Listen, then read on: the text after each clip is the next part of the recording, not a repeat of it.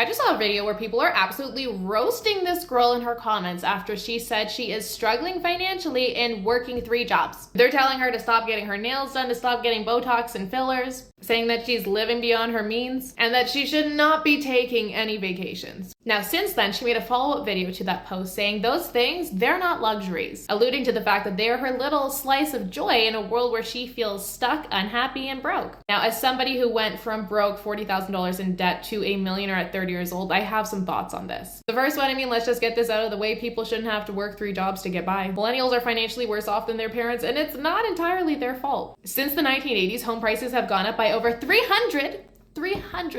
College tuition has increased almost 200%. And during this time, wages have only gone up by 17%. Even if she was doing everything right, she would still have a harder time getting by than her parents did. Number 2, people shouldn't have to give up everything they love to get ahead financially. When I went through my quarter life crisis at 25, I started questioning everything, like who am I? Why am I here? What is the point? And after a lot of searching and studying and crying, I came to the conclusion that literally the only point of life is happiness. Because if you don't have happiness, you literally have nothing. Now, when we are born, we are taught inadvertently that happiness comes from things. That things help us feel better. They help us feel less stressed and more happy. The bottle you cry for, the toys that you get on your birthday, the cookie that your parents buy you when you had a really bad day at school. We create this rule for ourselves, this belief that happiness equals things. So when we grow up, when we have the chance to get our own money, we keep chasing those feelings. And in the beginning, they elate us, right? We buy our first car and we're like, think about the happiness you got from your first apartment or your first vacation. It was incredible. We love this feeling. So we try to replicate it. We try to make it happen again and again. We do this by buying more and more. The problem with this is the fulfillment curve, which essentially shows us that the more we buy,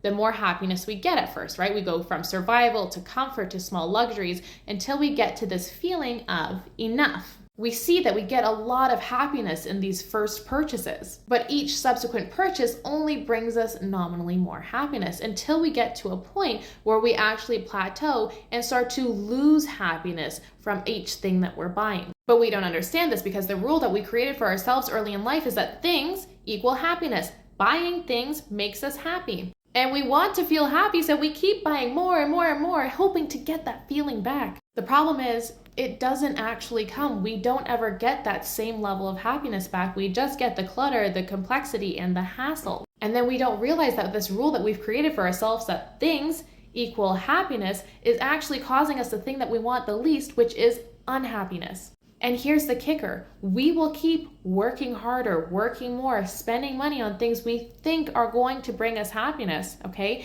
And it causes us to not have money for the things that will actually bring us happiness. So if we go to sleep every night and we are sad about the situation we're in, we feel like we're stuck, we are in debt, we are so upset, okay? And then we wake up in the morning and we go and spend money maybe that we have or don't have, and we buy shit that we don't really need because we are trying to get happy because we were so sad the night before. We buy something to feel better. It causes us not to have money, causes us not to have money for the other goals like paying off the debt and getting unstuck, and it becomes a vicious cycle. So the key here isn't to never buy anything, but to simply buy what enough is to you. You can have your cake and eat it too, and we have free money trainings to help you get started on that path to go from surviving to thriving. Link in bio for more.